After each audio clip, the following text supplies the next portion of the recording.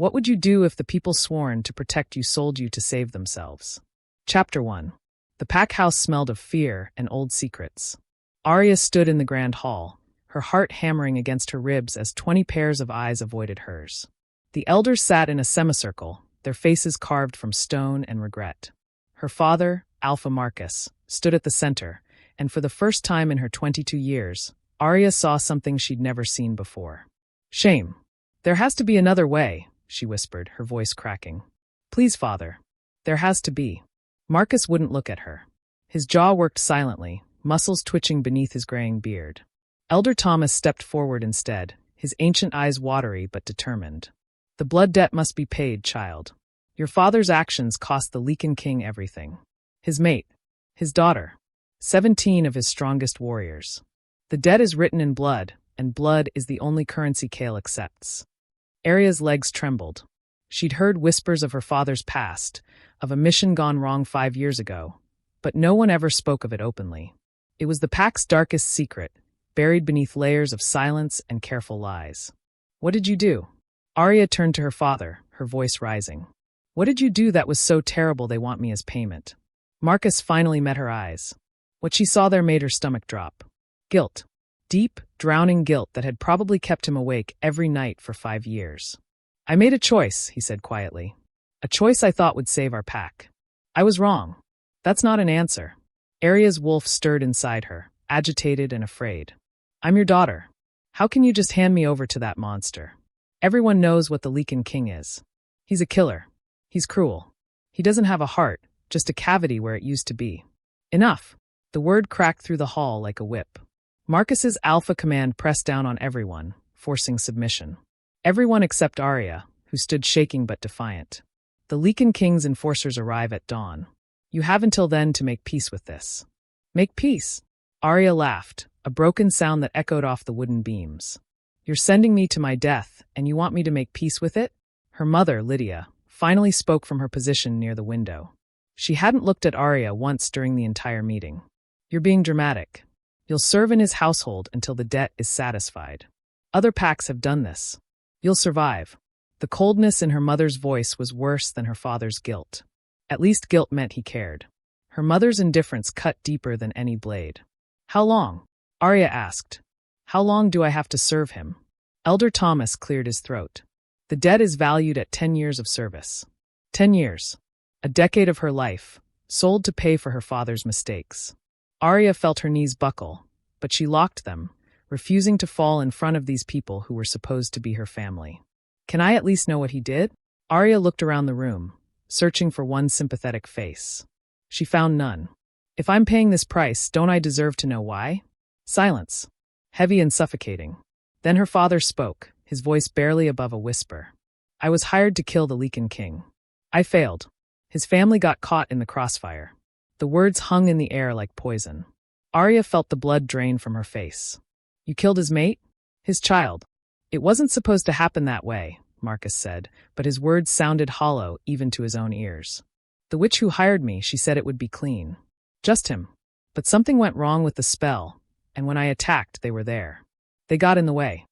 You murdered a woman and a child, Aria said slowly, horror crawling up her spine. And now you're sending me to face the man whose family you slaughtered. Do you have any idea what he'll do to me? He won't kill you, Elder Thomas interjected. The debt contract is binding. As long as you serve, you're protected by ancient law. Protected, Aria repeated bitterly. I don't want protection from ancient law. I want my father to be a man and face the consequences of his own actions. Marcus's face hardened. I am facing them. Every day. But if I go, he'll kill me, and then he'll come for the entire pack. Every man, woman, and child. At least this way, only you suffer. It's the most merciful option. Merciful, Aria breathed. You keep using that word. I don't think it means what you think it means. She turned to leave, but her father's voice stopped her. Aria, I'm sorry. I know you won't believe me, but I am. She looked back over her shoulder. You're right. I don't believe you. Because if you were really sorry, you'd find another way. But you won't, because I'm just a daughter, and daughters are apparently disposable when the bill comes due. Aria walked out of the grand hall with her head high, but the moment she reached her room, she collapsed. Her wolf howled inside her mind, a sound of pure anguish that matched the scream building in her throat. She had until dawn, maybe 6 hours, to figure out an escape plan. By midnight, she'd packed a small bag and slipped out her bedroom window. She made it exactly half a mile into the forest before her own packmates caught her. She recognized them. Childhood friends. People she'd trained with, laughed with, trusted. "Don't make this harder, Aria," Jake said, his face genuinely apologetic. "Your father ordered us to watch for this." "Please," Aria begged, hating how weak she sounded. "Please, just let me go. I'll run far away. The Lycan King will never know." "He'll know," Sarah said quietly. "He always knows. And then he'll come for all of us." They grabbed her arms, gentle but firm. Aria fought, her wolf surging forward, but Jake was faster. She felt the prick of a needle in her neck, and the world began to blur. "I'm sorry," Jake whispered as her legs gave out. "I'm so sorry." The last thing Aria saw before darkness claimed her was the moon, full and bright and utterly indifferent to her fate. When she woke, she was moving. The world rocked and swayed beneath her. Her hands were bound in silver chains that burned her wrists, and her mouth was gagged. Through the bars of the cage she was locked in. She could see the massive obsidian fortress rising in the distance, its towers stabbing at the sky like black knives. The Lycan King's domain. And now her prison. Chapter 2.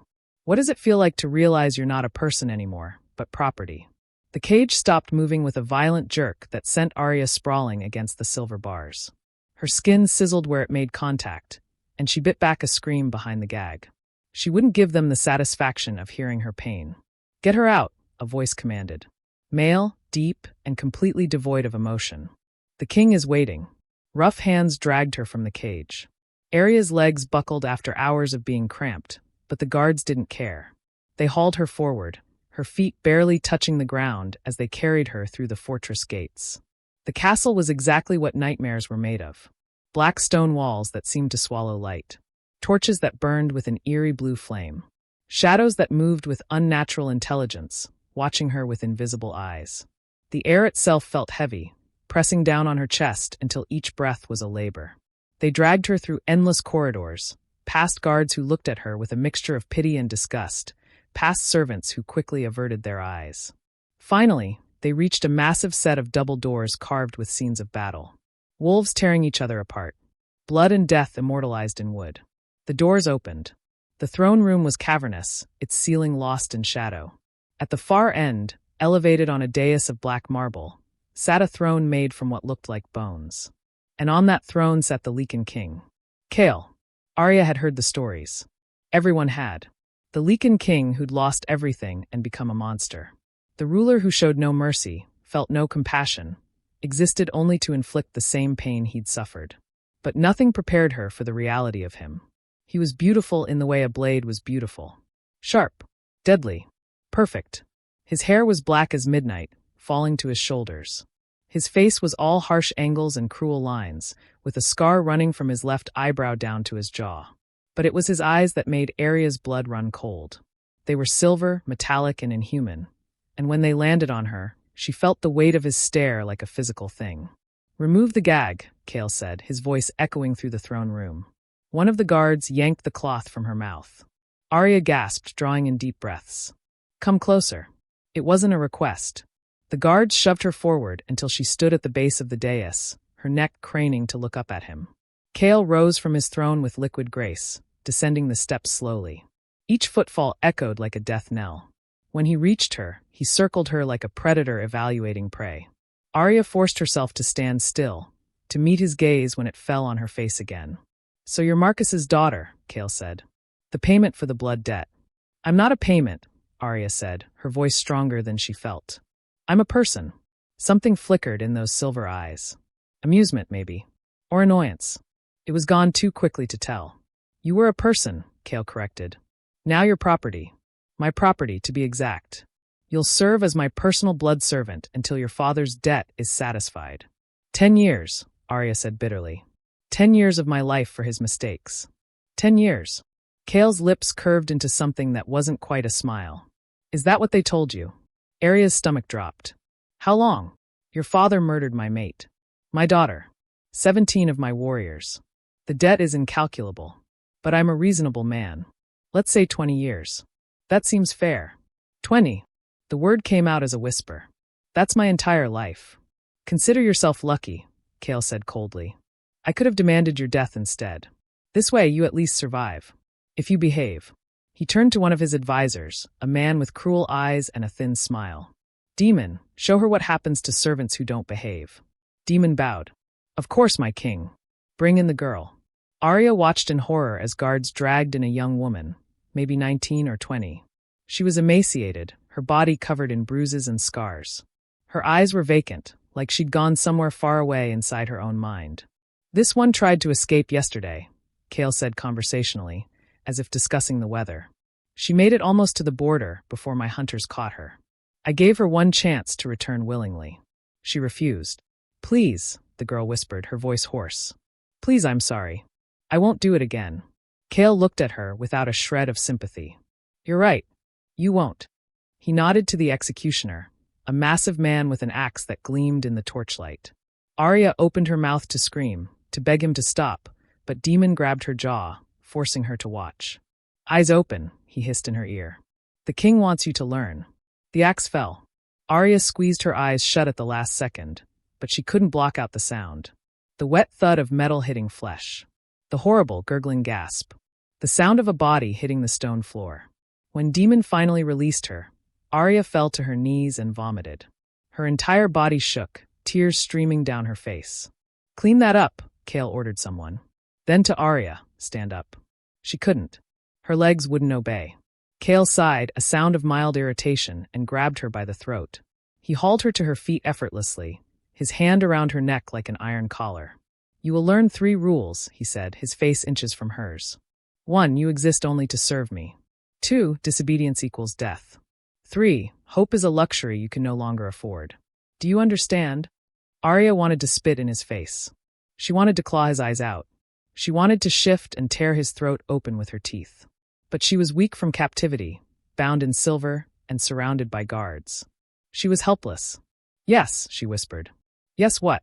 The words tasted like poison on her tongue. Yes, my king. Kale released her, and she collapsed again. He turned away, already dismissing her from his attention. Take her to the dungeons. Give her 3 days to adjust. Minimal food, no light. Let her understand the mercy I'm showing by allowing her to live. Guards grabbed her arms again, dragging her away. As they hauled her through the corridors, Aria's mind raced. 20 years. 20 years in this hell. Unless she found a way to escape. The dungeons were worse than she imagined. They threw her into a cell so small she couldn't fully lie down. The door clanged shut, and then the light disappeared completely. Total, absolute darkness. Aria curled into a ball, her whole body shaking. She'd never felt so alone. So afraid.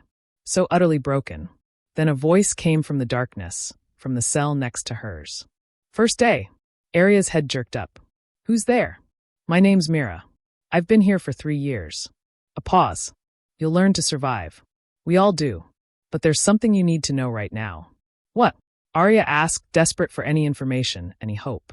Survival here means losing pieces of yourself every day. And by the time your sentence is up, you'll be someone else entirely. Someone you don't recognize. The question is, how much of yourself are you willing to sacrifice? Aria pressed her forehead against the cold stone wall and closed her eyes. I don't know, she whispered. But somewhere deep inside, her wolf stirred. Wounded but not broken. And in that moment, Aria made a silent vow. She would survive this. She would endure.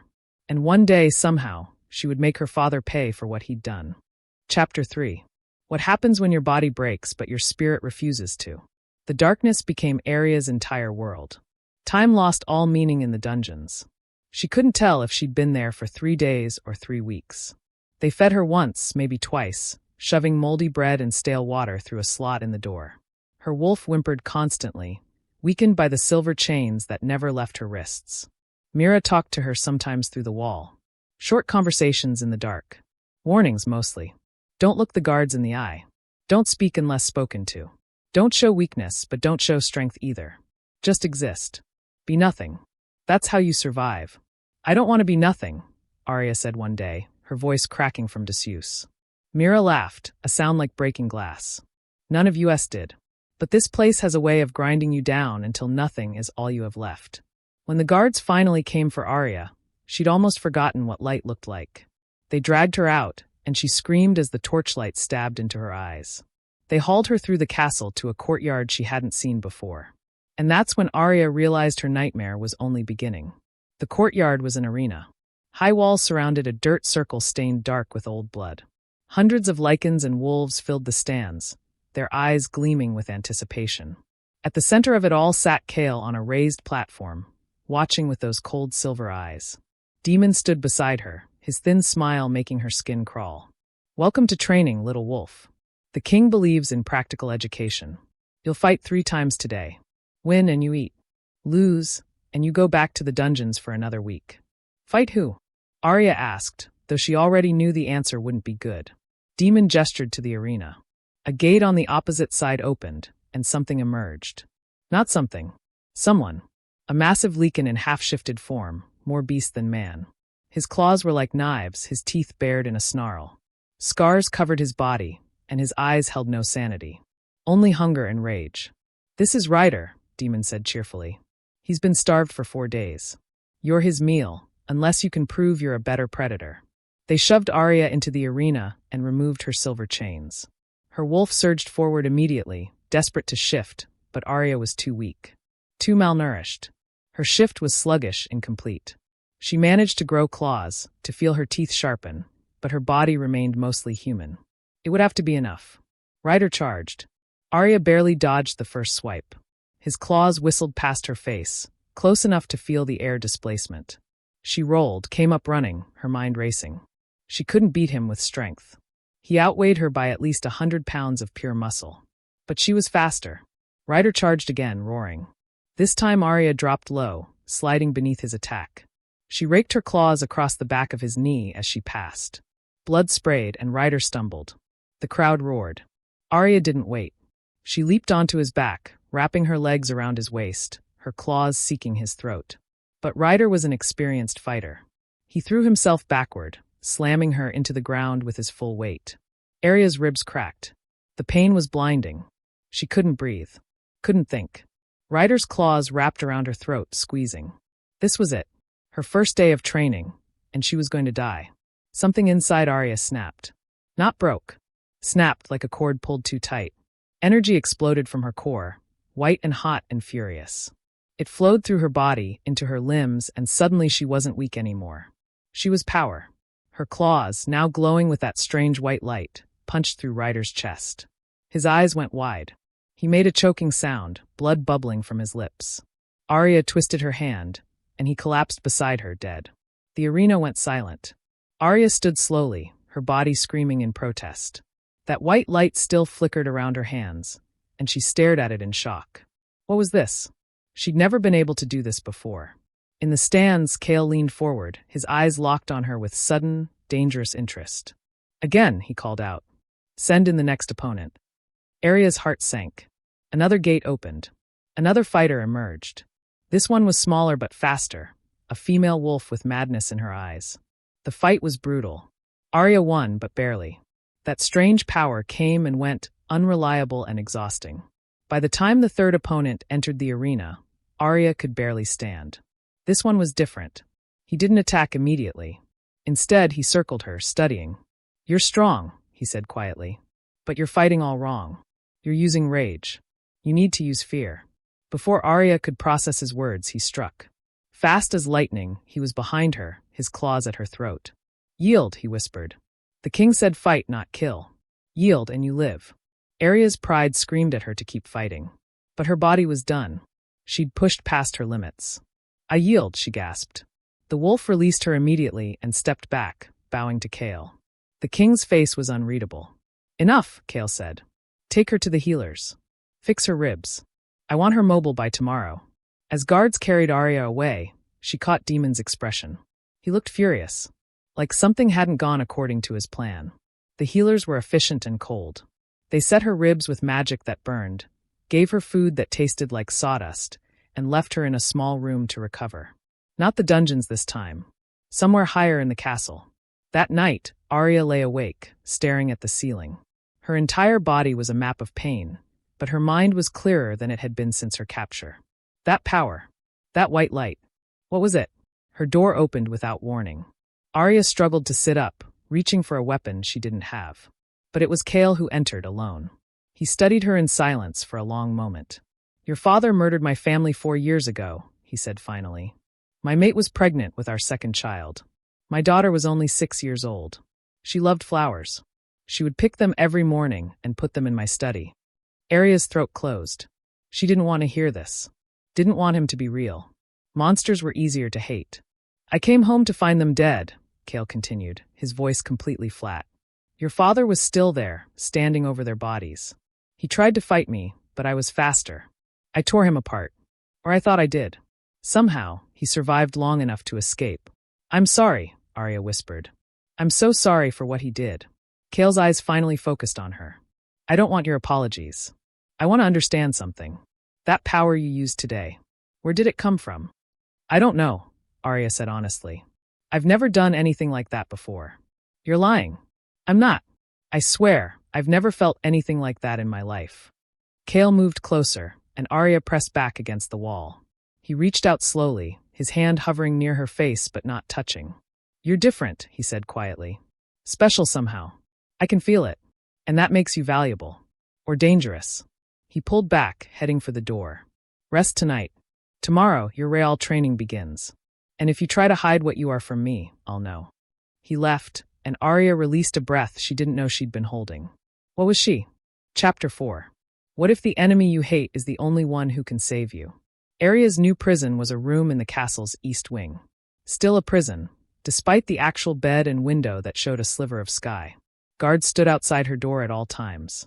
She was permitted to leave only when summoned. 3 days passed. 3 days of healing, of staring at walls, of trying to understand what had happened in the arena. That white light. That power. It had felt like pure energy, like something primal and ancient flowing through her veins. On the 4th day, a knock came at her door. Not the guards. Someone gentler. An elderly woman entered, carrying a tray of food that actually smelled edible. She had kind eyes and silver hair braided down her back. "My name is Aria," she said, setting the tray down. "I'm one of the castle healers. The king asked me to check on your recovery." Aria's ribs still ached, but the sharp pain had dulled. "I'm fine." Aria raised an eyebrow. "You're a terrible liar, child. Let me see." Before Aria could protest, Alara's hands were on her ribs, gentle but firm. A warm sensation spread through Aria's torso, and the pain receded even further. "Better?" Aria asked. "Yes. Thank you." Aria sat on the edge of the bed, studying Aria with those keen eyes. "I heard about what happened in the arena. About the light." Aria's body tensed. "I don't know what that was." "Yes, you do," Aria said softly. "Maybe not consciously, but your soul knows. You felt it, didn't you? The moment it awakened." "What awakened?" Aria glanced at the door, then leaned closer. "Your true nature. But you must hide it, child. If the king realizes what you really are, he'll never let you go. And if his enemies discover it, they'll kill you to keep you from his hands." "What am I?" Aria grabbed Alara's wrist, desperate. "Please. I need to know." "Not here," Aria whispered. "The walls have ears. But know this, Aria. You are not what your father was. You are something rarer. Something precious. And that makes you a target." Before Aria could ask more, Aria stood and moved to the door. She paused at the threshold. "Tonight, if you can slip past the guards, come to the healing wing. 3rd floor, East Tower. I'll tell you everything. But be careful. Demon has eyes everywhere." Then she was gone. Aria spent the rest of the day planning. The guards changed shifts at midnight. There was a 5-minute window when only one guard stood watch, and he usually dozed. It was her only chance. When midnight came, Aria pressed her ear to the door. She heard the shift change, heard footsteps retreating. Then silence. She cracked the door open. One guard, his head nodding. Aria slipped out like a shadow. Her wolf's senses were sharper now, guiding her through the dark corridors. She avoided the main hallways, sticking to servant passages and abandoned wings. The healing wing was quiet. Aria found Aria in a room filled with herbs and strange instruments, waiting. "You came," Aria said with approval. "Good. You're braver than most. Sit." Aria sat, her heart pounding. "Tell me, please, what am I?" Aria pulled out an ancient book, its pages yellowed with age. 500 years ago, there was a prophecy. It spoke of a wolf born under a blood moon, touched by celestial fire. A celestial wolf, born once every 1,000 years with the power to heal or destroy on a massive scale. Aria's mouth went dry. You think I'm this celestial wolf? I don't think, child. I know. The white light you manifested? That's celestial fire. It responds to strong emotion, to life or death situations. As you grow stronger, you'll learn to control it. But until then, you must hide it. Why? If I have this power, I could use it to escape. And go where? Aria asked gently. Your pack sold you. The Lycan King's reach extends across the entire continent. And if word spreads about what you are, every dark witch, every power-hungry alpha, every demon will hunt you. The celestial wolf's power can be stolen, drained, used to fuel the darkest magic imaginable. Aria felt sick. So I'm supposed to just stay here? Be Kale's prisoner forever. I'm saying you need to be smart. Learn about your power. Grow stronger. And when the time is right, you'll know what to do. Aria touched her hand. But there's something else you need to know. Something about your father's attack on the Lycan King. What about it? It wasn't random. Marcus was hired by someone. A dark witch named Morgana. She's been collecting powerful artifacts for centuries, building towards something catastrophic. The attack on Kale's family was meant to be a sacrifice, a way to break certain protective wards around the Lycan Kingdom. Aria's mind reeled. But why would my father agree to that? Morgana promised him power. Alpha strength beyond measure. Your father was ambitious, and she exploited that. But there's more. Aria pulled out a document, faded and stained. This is the original contract. Look at the list of required sacrifices. Aria's eyes scanned the page. Her blood turned to ice when she reached the bottom. Her name was there, written in her father's handwriting. He was supposed to sacrifice me too, Aria whispered. I was supposed to die that night. Yes, but someone hid you. Someone in your pack found out about the plan and made sure you weren't at the Lycan King's estate when the attack happened. You were supposed to be part of the ritual, but you survived. Aria's hands shook. Her own father had tried to sacrifice her. The betrayal cut deeper than anything Kale had done to her. Who saved me? I don't know, Aria admitted. But someone in your pack cares about you more than you realize. A sound echoed from the hallway. Footsteps. Multiple sets. You need to go, Aria hissed. Now, take the servant's staircase down 2 floors, then turn left. It'll take you back to your wing. Aria ran. She made it halfway down the staircase when she heard voices above. The healer is hiding something. I want her quarters searched. Demon's voice. Aria pressed herself into a shadowed alcove as guards rushed past. Her heart hammered. If they found Aria with that book, with those documents. But she couldn't go back. She'd only make things worse. Aria made it to her room with minutes to spare. She slipped inside, closing the door quietly. The guard outside never stirred. She lay on the bed, her mind racing. Everything she thought she knew was a lie. Her father hadn't just betrayed the Lycan King. He'd tried to murder her too. And now she was something called a celestial wolf, with power she didn't understand and couldn't control. Sleep didn't come that night. When morning arrived, so did chaos. Guards burst into her room, dragging her from bed. The king summons you. Immediately, they hauled her to the throne room. The entire court was assembled. And at the center stood Demon, looking triumphant. We found a traitor, Demon announced. A healer who's been feeding information to enemy packs. Aria has confessed to her crimes. Aria's stomach dropped. No. Please no. Guards dragged Aria forward. The old woman's face was bruised, her hands bound. But her eyes found Aria's, and what Aria saw there wasn't fear. It was peace. And warning. The penalty for treason is death, Kale said from his throne. Aria, you've served this castle for 30 years. Why betray us now? Because some truths are worth dying for, Aria said clearly. Demon drew his sword. Then die knowing your truths died with you. Wait, Aria heard herself say. Every head turned to her. Wait, please. She helped me. She healed me. Doesn't that count for something? Kale's silver eyes locked on hers. Are you questioning my justice? I'm asking for mercy, Aria said, her voice steady despite her terror. The same mercy you're supposedly showing me by letting me live. Extend that same mercy to her. The throne room went silent. No one spoke to the Lycan King this way. No one questioned his decisions. Kale stood slowly. He descended the dais, his gaze never leaving Aria's face. When he reached her, He was close enough that she could feel the heat radiating from his body. "You would beg for the life of a traitor?" he asked quietly. "I would beg for the life of someone who showed me kindness in a place that's shown me nothing but cruelty," Aria said. Something flickered across Kale's face. Something almost human. "One kindness deserves another, is that it?" "Yes." Kale stared at her for a long moment. Then he turned to Demon. "Alara will live, but she's banished from the kingdom.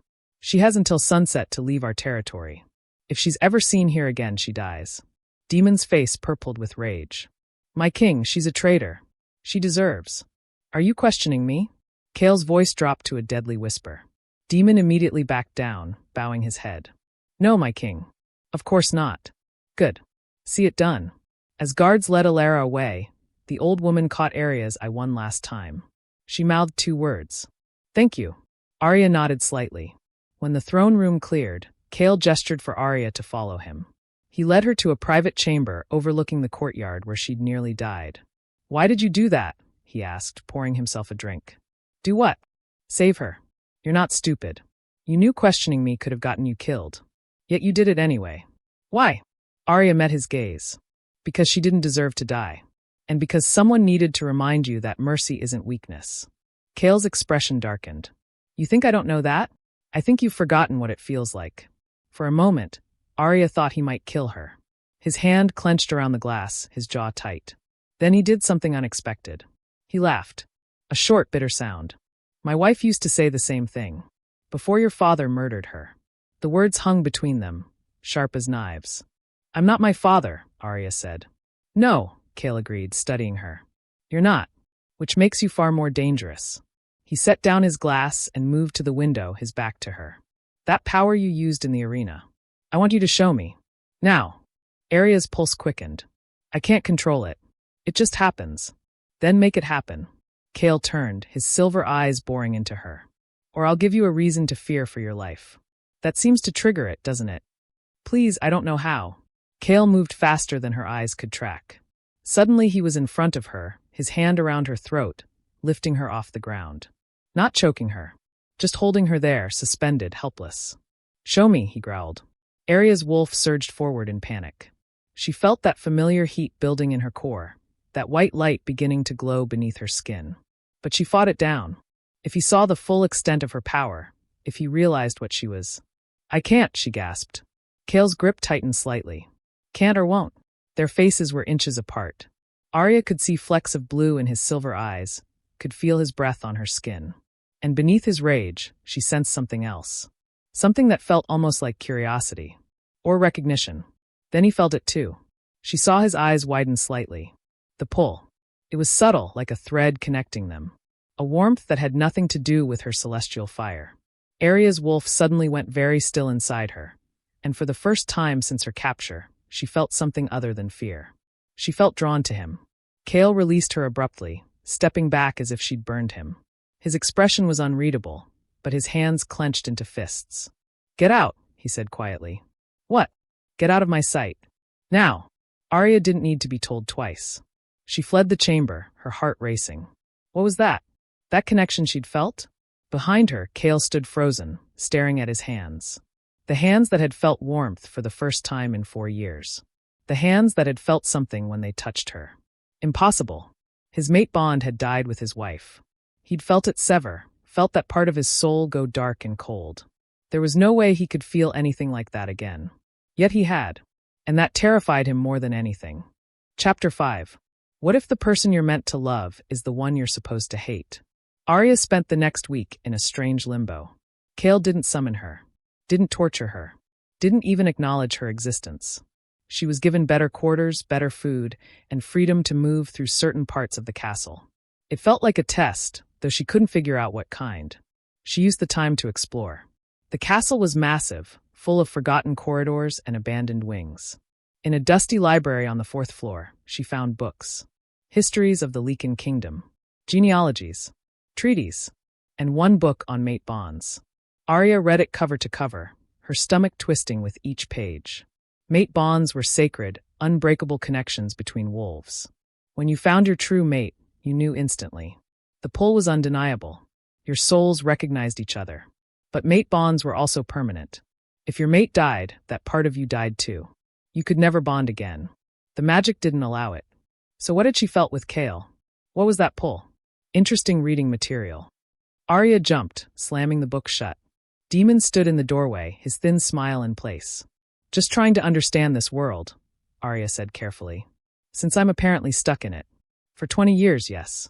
Demon entered the library, his movements predatory. Though between you and me, I don't think you'll last that long. Is that a threat? An observation? He picked up another book, flipping through it idly. You've caused quite a stir, you know. Saving the healer. Questioning the king. Using mysterious powers. People are starting to talk. Let them talk. Oh, I intend to. Demon set the book down, moving closer. You see, I've been the king's right hand for 6 years. Since right after his family died. I've helped him become the powerful, feared ruler he is today. And I won't let some little wolf girl undo all that work. Aria stood her ground. I'm not trying to undo anything. I just want to survive. Then survive quietly. Stop making him feel things. The words hit like a slap. What? You think I haven't noticed? The way he looks at you when he thinks no one's watching? The fact that he spared the healer because you asked? Kale doesn't show mercy. He doesn't feel compassion. He's a weapon I've spent years sharpening. And you're making him dull. That's not my fault, Aria said. I didn't ask for any of this. No, but you're here. And as long as you're here, you're a problem. Demon leaned in, his breath hot on her face. So here's my advice. Stop fighting. Stop questioning. Become invisible. Or I'll make sure the king remembers exactly why he hates your family. He left, and Aria sank into a chair, her legs shaking. Demon was planning something. She could feel it. And she was caught in the middle of a game she didn't understand. That night, Aria couldn't sleep. She paced her room, her mind racing. Finally, she made a decision. If she was going to survive this place, she needed answers. Real answers. And there was only one person who might give them to her. She waited until after midnight, then slipped out of her room. The guards had become lax, used to her staying put. She made her way through the castle, following instinct and her wolf senses. Kale's private chambers were in the highest tower. Aria climbed the spiral staircase, her heart pounding. This was insane. If he caught her. But she needed to know. Needed to understand what was happening between them. She reached his door. No guards. Strange. She knocked softly. No answer. Aria tried the handle. Unlocked. She pushed the door open. The room was dark except for a fire burning low in the hearth. And sitting in a chair facing the flames was Kale. He didn't turn when she entered. I was wondering when you'd come, he said quietly. Aria froze. You knew I was coming? I felt you. The moment you left your room, I felt it. He finally turned to look at her. Just like I've felt you every moment since you entered this castle. Like a constant presence in the back of my mind. Aria's mouth went dry. What does that mean? Kale stood, and she saw he'd been drinking.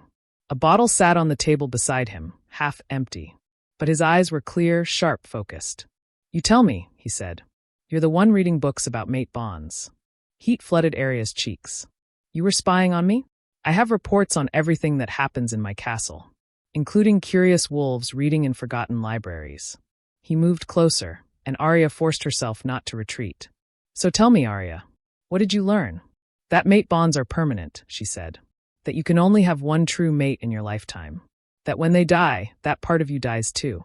And yet I feel something when I'm near you, Aria admitted, the words tumbling out. Something I shouldn't feel. Something that doesn't make sense. No, it doesn't. Kale was close now, so close she could see the firelight reflecting in his silver eyes. My mate died 4 years ago. I felt that bond sever. Felt it die. There's no way I could feel anything like that again. But you do, Aria whispered. Don't you? Kale's jaw clenched. For a long moment, he didn't answer. Then, slowly, he reached out and placed his hand over her heart. The touch sent electricity through her entire body. Yes, he said, his voice rough. I feel it. And I hate it. I hate that I feel anything at all. I hate that looking at you doesn't just remind me of your father's crimes. I hate that when Demon suggested I execute you publicly, the thought made me want to tear him apart. Aria couldn't breathe. His hand was still on her chest, and she could feel her heart hammering beneath his palm. This is impossible, she said. I know. We can't be mates. You already had a mate. The magic doesn't work that way. I know. So what is this? Kale's hand moved from her heart to her face, cupping her cheek. The gesture was almost gentle, so at odds with everything she knew about him. "I don't know," he said. "But I need to understand it. I need to know if this is real or some trick. Some curse your father left behind to torment me." "My father didn't do this," Aria said firmly. "He didn't even know I'd end up here. He was going to kill me, remember?" Something dark flashed across Kale's face. "I read the report. The contract. He really was going to sacrifice you." "Yes. So whatever this is between us, it has nothing to do with him. This is just us. Whatever that means." Kale stared at her for a long moment. Then he did something that shocked her more than anything else could have. He rested his forehead against hers, closing his eyes. "I don't want to feel this," he whispered. "I don't want you. You're supposed to be my revenge. My justice for what was taken from me." "I know," Aria said softly.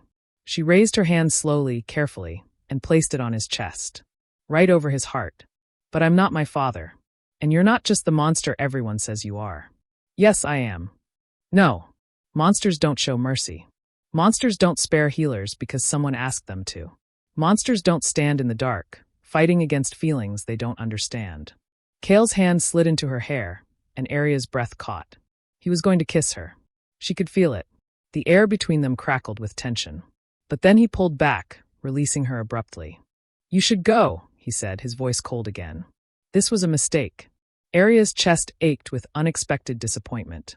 "Kale, go. Now. Before I do something we'll both regret." Aria wanted to argue, wanted to demand answers. But the look in his eyes stopped her. It wasn't anger. It was fear. The Lycan King was afraid. Of her. Of what she made him feel. Aria left, but she paused at the door.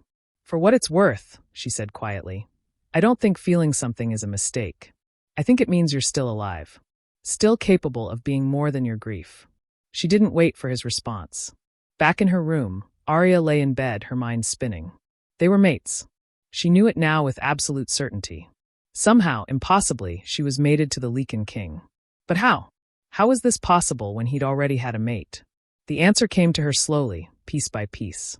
Unless his first mate wasn't really his true mate. Unless the bond he'd had before was strong, deep, real even, but not the destined connection. Not the one the moon goddess intended. And if that was true, then everything Kale believed about himself, about his past, about his grief, was based on a misunderstanding. Aria sat up, her heart racing. She needed to find out more. Needed to understand the difference between chosen mates and true mates. But before she could pursue that thought, her door burst open. Guards flooded in, grabbing her arms. "What's happening?"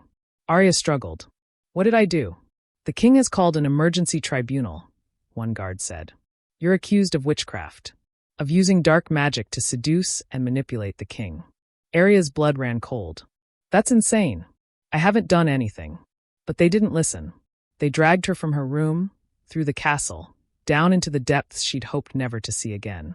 The tribunal chamber was underground, built of black stone that seemed to absorb light. A panel of judges sat in high seats. Demons stood at the prosecutor's table, looking triumphant. And Kale sat on a throne at the center, his face carved from ice. "The accused will kneel," one of the judges intoned. Guards forced Aria to her knees. Silver chains wrapped around her wrists, burning her skin. "Aria of the Shadow Peak Pack," the judge continued.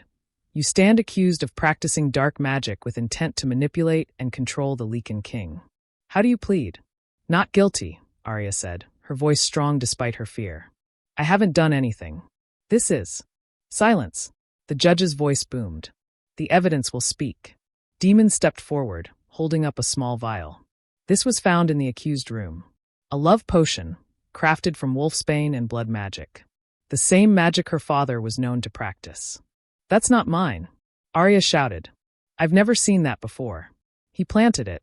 "She also possesses strange powers," Demon continued, ignoring her. "Unnatural abilities that manifested only after her arrival. Powers she's been hiding from the king. Powers that match descriptions of dark witch magic." The judges murmured among themselves. Aria looked desperately at Kale, but his face revealed nothing. "Additionally," Demon said, "multiple witnesses report seeing the accused entering the king's private chambers late at night. Alone. Uninvited. Using her powers of persuasion to gain access." "I didn't use powers. The door was unlocked." He knew I was coming. But even as she said it, Aria realized how it sounded. How guilty it made her look. The penalty for witchcraft is death, the head judge said. But the method of execution depends on the severity of the crime. If the accused confesses, she will be granted a quick death.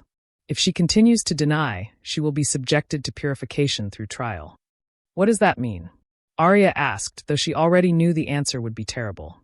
It means we purify the witch magic out of you, Demon said with a cold smile. Through methods that have proven effective over centuries. Silver. Wolfsbane. Fire. If you're innocent, you'll survive. If you're guilty, the darkness inside you will consume you. It was torture. They were going to torture her until she either died or confessed to crimes she didn't commit. Aria looked at Kale again. His hands gripped the arms of his throne so hard his knuckles were white. My king, she said, her voice breaking. Please. You know I haven't done anything. You felt it too. What's between us? It's not magic. It's real.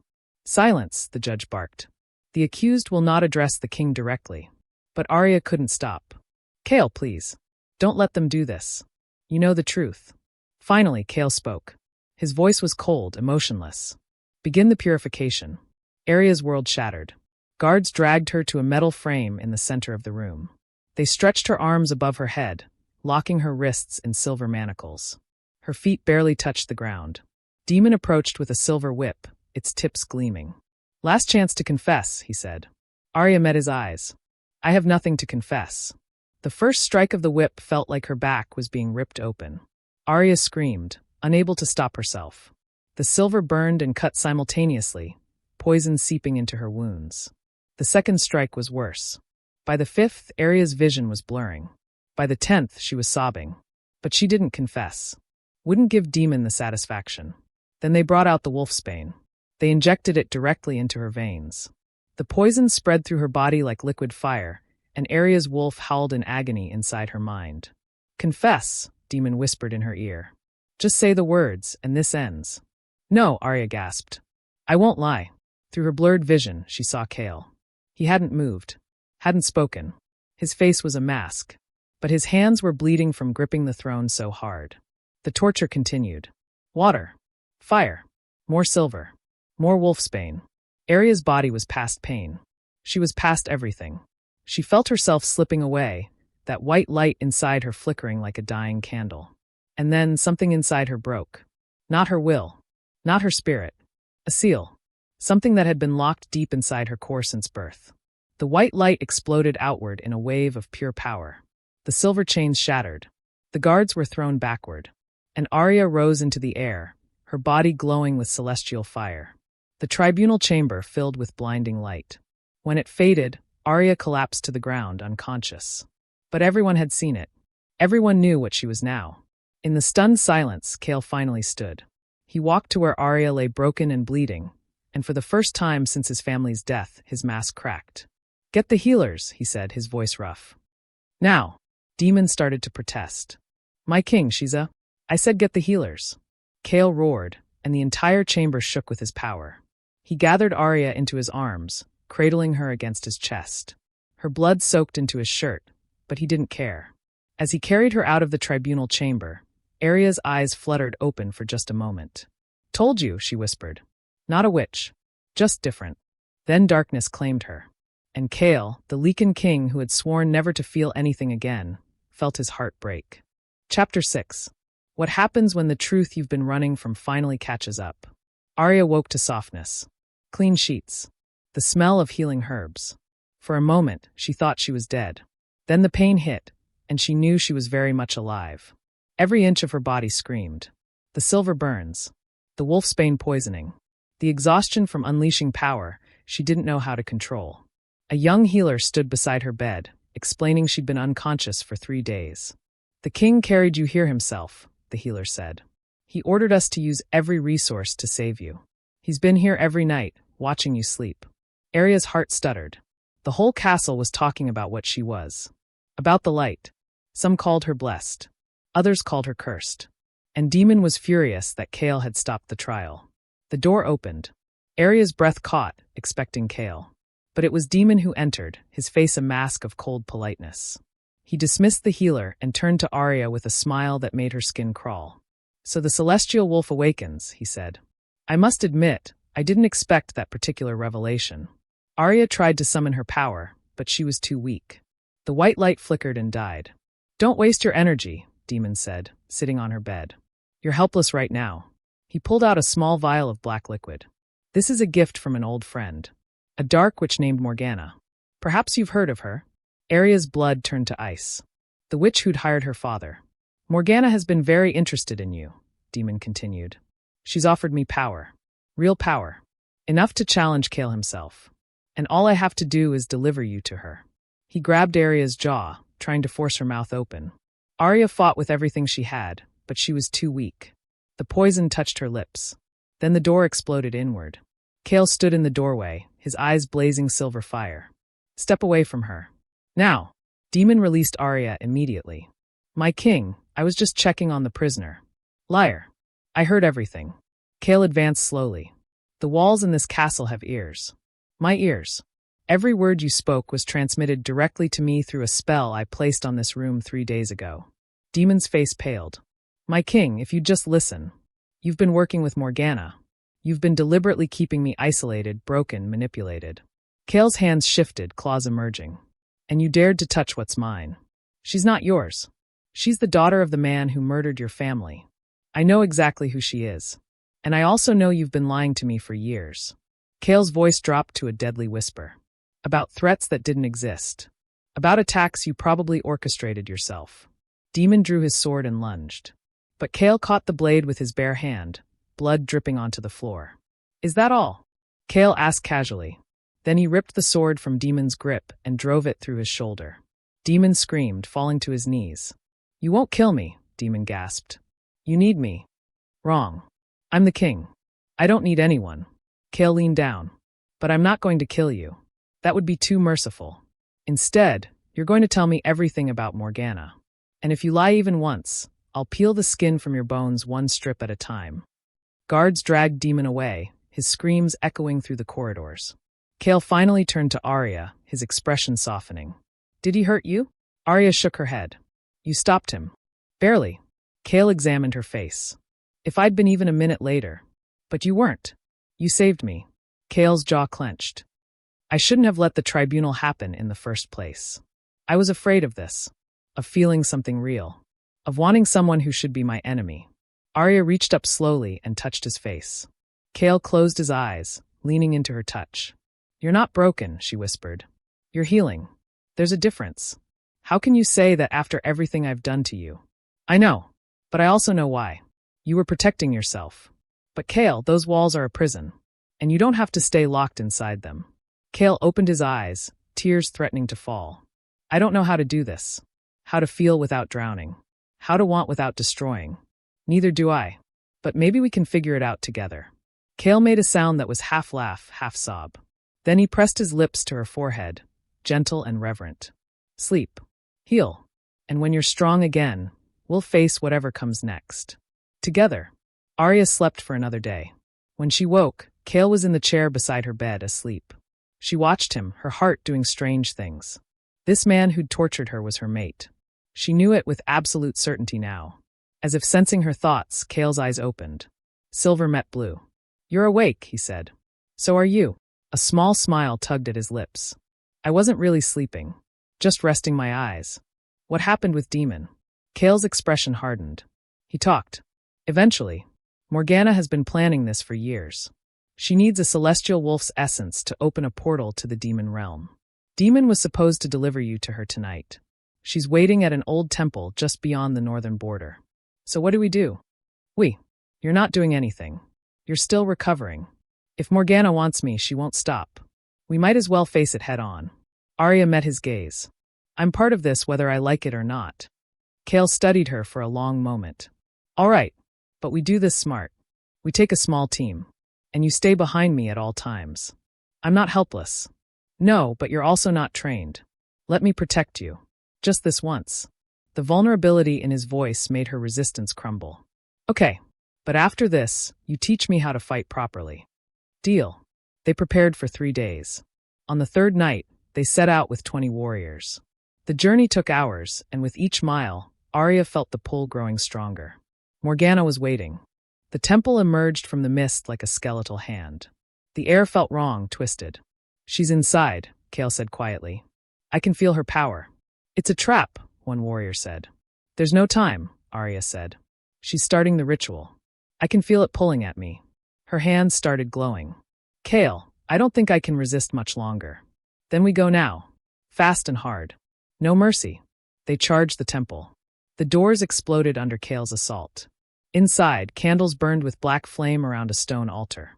And standing there was Morgana, radiating malevolent power. "The celestial wolf," Morgana breathed. "Finally. Release the spell," Kale growled. "Now. Or what?" Morgana laughed. She raised her hand, and Aria's body jerked forward. The white light exploded from her, streaming toward Morgana. Aria screamed. It felt like her soul was being ripped out. Kale lunged, but a barrier stopped him. His warriors attacked from all sides, but nothing worked. "You can't stop this," Morgana said. "I just need to drain her essence, and the portal will open." Aria fell to her knees. She could feel herself dying, piece by piece. "Aria, fight her." "I can't. Too strong." Then Alara's voice spoke in her mind. "You're stronger than you know, child. Light and darkness. You need both." Aria had been fighting the pull. But what if she needed to do the opposite? She stopped fighting. Instead, she opened herself completely. Light and dark, good and evil, life and death. She embraced all of it, pulling Morgana's dark magic into herself. Morgana's smile faltered. "What are you doing?" Aria stood, glowing with both white and black light. "I'm not just a celestial wolf. I'm balance." She reversed the flow. Now it was Morgana's magic being drained. "Aria, stop. You'll kill yourself." But Aria couldn't stop. The power was intoxicating. Just a little more, and Morgana would be gone. "Aria, please. You're losing yourself." His words penetrated the haze. Aria looked at her hands, saw them covered in light and shadow, saw her veins turning black. With a scream of effort, she severed the connection. Both she and Morgana were thrown backward. "My king, the rifts have closed. We've won." But Aria barely heard. She was focused on the weight in her chest. Her power returned, but different now. Tempered. Balanced. "Your power came back," Kale said. "Some of it. I think dying and coming back changed it." The ground cracked open. A fissure glowing red split the temple floor. Demons roaring, awakening. "Run! Everyone out!" They fled as the temple collapsed. Outside, that fissure continued to grow. "It's still opening," a warrior said in horror. Aria stared at the portal. "There's one way to close it." Kale looked down at her, understanding and fear in his eyes. "No, absolutely not. It's the only way. Celestial fire can seal dimensional rifts. But it takes everything. Then we find another way." "There is no other way." Aria grabbed his face. "If that portal opens fully, billions will die. I'm the only one who can stop it. I just found you. I just started to feel again. I'm sorry." She kissed him, pouring everything into it. "I'm sorry for not having more time." She pulled away, walking toward the portal. Her body began to glow, bright enough to burn. "Aria!" She stood at the portal's edge and released all her power. White light exploded outward, sweeping into the portal. Demons screamed as they burned. It was working, but it was killing her. Her body began breaking down, turning to light and ash. The pain was beyond anything imaginable. The portal closed. The fissure sealed. And Aria fell. Chapter 7. What would you sacrifice to save the person you love? Kale caught Aria as she fell, feeling something inside him shatter. Her skin was turning to ash beneath his fingers, her heartbeat so faint he could barely detect it. "No," he whispered. "No, you don't get to do this. Aria, stay with me. Please." But her eyes were closed, her breathing stopped. The woman who'd made him feel again was dying in his arms. "My king, we need to move," a warrior said gently. "I'm not leaving her. We'll take her back to the castle. Maybe the healers. The healers can't fix this." Kale looked down at Aria, at the way her body was slowly turning to light and dust. She gave everything. Then he remembered something. A legend his mother had told him. The veil between worlds. When someone died sacrificing themselves for love, their soul lingered in the space between life and death. And if someone loved them enough to follow, they could bring that soul back. But the veil was nightmarish. Most who entered never returned. Kale didn't care. Take her body back to the castle. Preserve it however you can. "My king, where are you going?" "To get her back." Before anyone could protest, Kale shifted into his Lycan form. He howled, a sound that echoed across the realm. It was a call, demanding audience with forces most feared. The air shimmered. A doorway appeared in reality itself. The veil between worlds. "You can't," a warrior protested. "No one returns from the veil." "Then I'll die. But I'm not losing her." He stepped through. The veil was exactly as terrible as legends described. The ground wasn't solid but wasn't liquid either. The sky was roiling colors that hurt to look at. And everywhere were whispers. Voices of the dead calling out. Kale ignored them all. "Aria, where are you?" No response. Just whispers. Shadows moving at the edge of vision. Kale walked forward. Time felt wrong, stretching and compressing randomly. Then he heard it. A scream. Female. Filled with agony. "Aria!" Kale ran. The landscape shifted, becoming darker. He found himself in a corridor of mirrors, each showing different reflections. Different versions of himself. "Pretty, aren't they?" a voice said. Kale spun. A man stood there, tall and thin with too many joints. His eyes were solid black. "I'm Zephyr.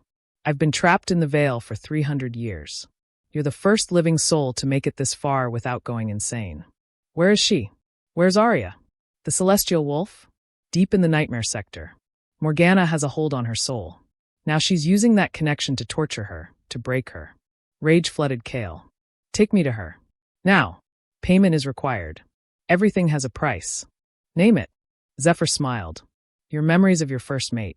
Your daughter. All the happiness you had before." Kale's breath caught. Those memories were all he had left. But then he thought of Aria. "Done. Take them." Zephyr's eyes widened. "You're serious? She's my mate. My true mate. I won't lose her." "Interesting. Very well. But I'm changing the terms. Keep your memories. Consider it a gift." He snapped his fingers. They stood before a massive fortress of black glass. Screams echoed from within. "She's in there. But be warned. What you see will break you. Morgana is feeding Aria her worst nightmares, over and over. I don't care. Just get me inside." Zephyr waved his hand, and a door appeared. Kale entered.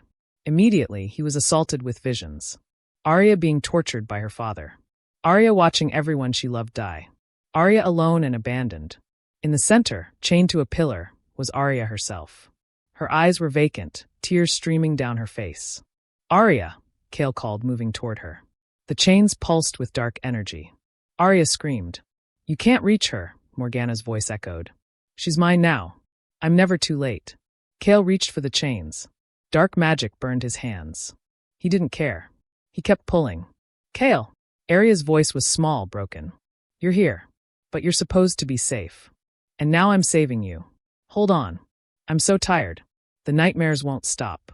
I'm real. This is real. Focus on my voice." But Morgana wasn't done.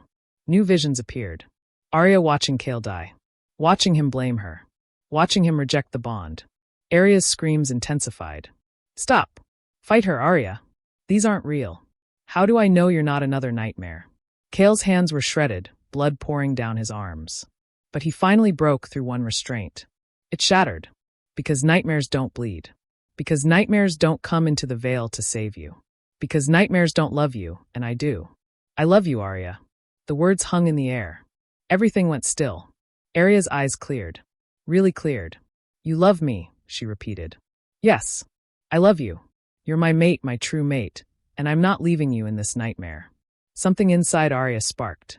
White light, dim but present. She began pulling at her chains from the inside. Kale worked from the outside. Together, they shattered the restraints. Aria fell into his arms. "How do we get out?" she asked. "I don't know. But we'll figure it out together." Zephyr appeared. "I can help with that. But first, Aria, you need to do something for me." "What?" "Break my curse. A curse that can only be broken by someone with celestial power." Zephyr's expression grew somber. "But it requires you to face your own darkness. To accept the parts of yourself you've been rejecting." A mirror appeared. The reflection showed Aria transformed. Eyes glowing with black and white light. And behind her stood shadows of everyone she'd ever hated. "You're angry," Zephyr said softly. "Furious. You've been betrayed by everyone who should have protected you. That rage lives inside you." "I'm not angry." "Liar. You have every right to be angry." Aria felt tears streaming down her face. If I let myself be angry, I'll become like them. No, Kale said firmly. Feeling anger doesn't make you a monster. Acting on it cruelly does. The darkness isn't evil, Zephyr said. It's just the other half. Both necessary. Accept them both, and you'll be truly powerful. Aria stared at her reflection. She'd spent so long trying to be good. But maybe holding everything in was the problem. She closed her eyes and let herself feel it. All of it. The betrayal. The fear. The humiliation. The pain. The anger rose like a tide, pouring out in waves of dark energy. And instead of fighting it, Aria embraced it.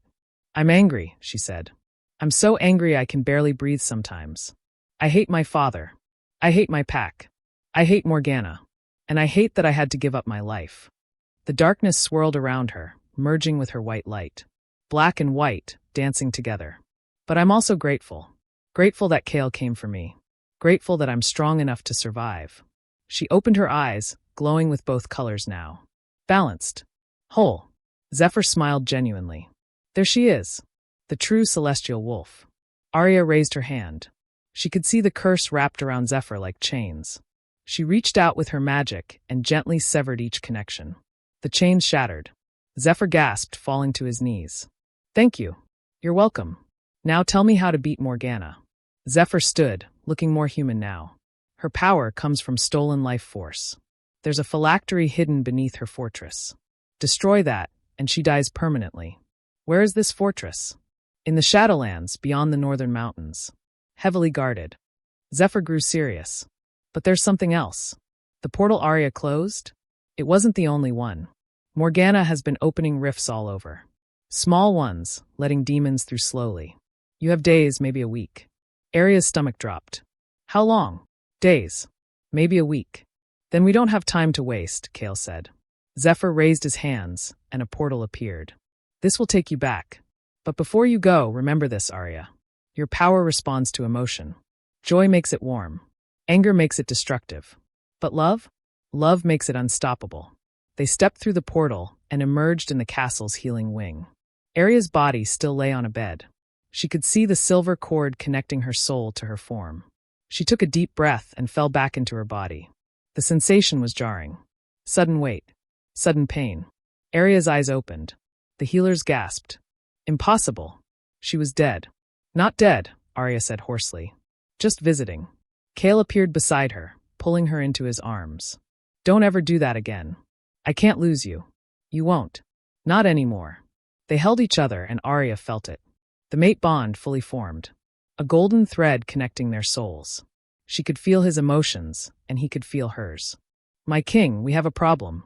The demon rifts are opening faster. 3 attacks in the last hour. Kale's expression hardened. Gather the council. We're going to war. Chapter 8. What would you give up to save everyone you love? The next few hours were chaos. Kale organized forces, sent warriors to defend towns, and called on allied packs. He prepared for the largest military operation his kingdom had seen in decades. And Aria trained.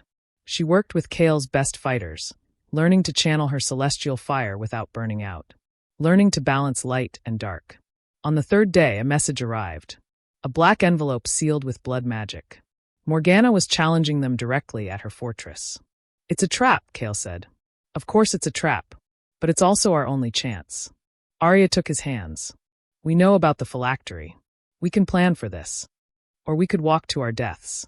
Maybe. But what's the alternative? Let her win. Aria squeezed his hands. This is bigger than us.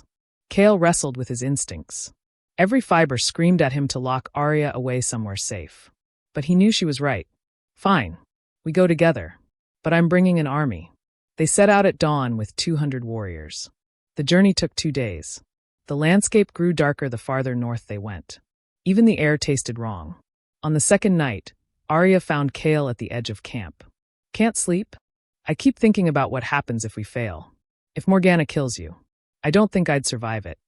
Then we won't fail. You make it sound easy. It's not easy. It's terrifying. But Kale, I'd rather die fighting beside you than live without trying. She took his hand.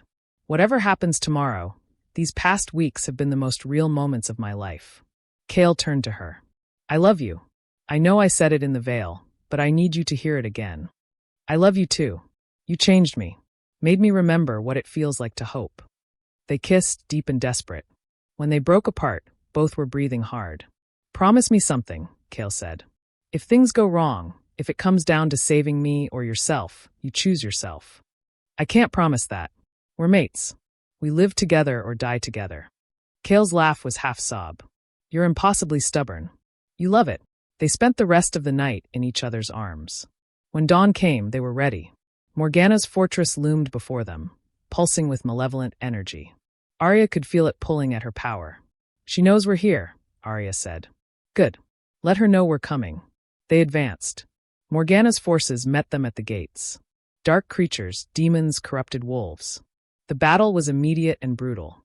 Kale fought with savage efficiency. Aria fought beside him, her celestial fire burning through darkness.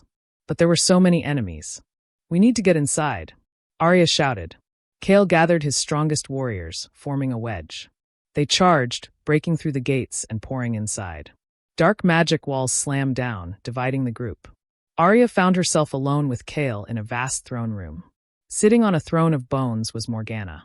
Welcome, she said with a smile. I've been waiting. Morgana descended from her throne. Aria could feel the power radiating from her, centuries of stolen life force. You should have stayed dead, little wolf. Easy isn't really my style. I can see that. Tell me, how did you escape the veil? Love. How predictable. Where's your phylactery? Kale demanded. We know destroying it kills you permanently. Morgana laughed. Did you really think I'd keep it here? I split it into pieces years ago. Scattered them across the realm. You'd need to destroy them all simultaneously. Aria's heart sank. They'd been so sure. However, Morgana continued, I'll make you a deal. Give yourself to me willingly. Let me drain your power. Do that, and I'll close the demon rifts. Liar, Kale snarled.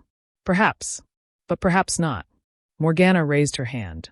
The walls became transparent, showing live images of towns under attack. Demons slaughtering innocents. Children screaming.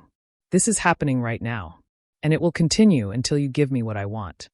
Kale's face was rage and helplessness. Aria could feel his emotions through their bond. How long do I have to decide? Aria, no. How long? 1 hour. She vanished, leaving them alone. Kale immediately grabbed Aria's shoulders. You're not doing this. What other way is there? You saw those people dying. So you'll throw your life away on her word? She's lying. Probably. But what if there's even a small chance? I don't care. I don't care about any of them if saving them means losing you. Aria cupped his face. You don't mean that. Yes, I do. No. We're leaders. We don't get to choose our happiness over innocent lives. To hell with how it works. Kale paced. I've spent years doing what was expected. And where did it get me? Alone. Broken. I won't go back to that. Aria felt tears streaming. I know. I'm sorry. They stood in silence, the weight pressing down. Through the walls, the destruction continued. Then Aria felt it. A pulse through her power. A connection. The phylactery pieces. I can feel them. Kale's head snapped up. What? My power, it's connected to life force. Morgana's phylactery is made from stolen life force. I can sense it. Aria concentrated.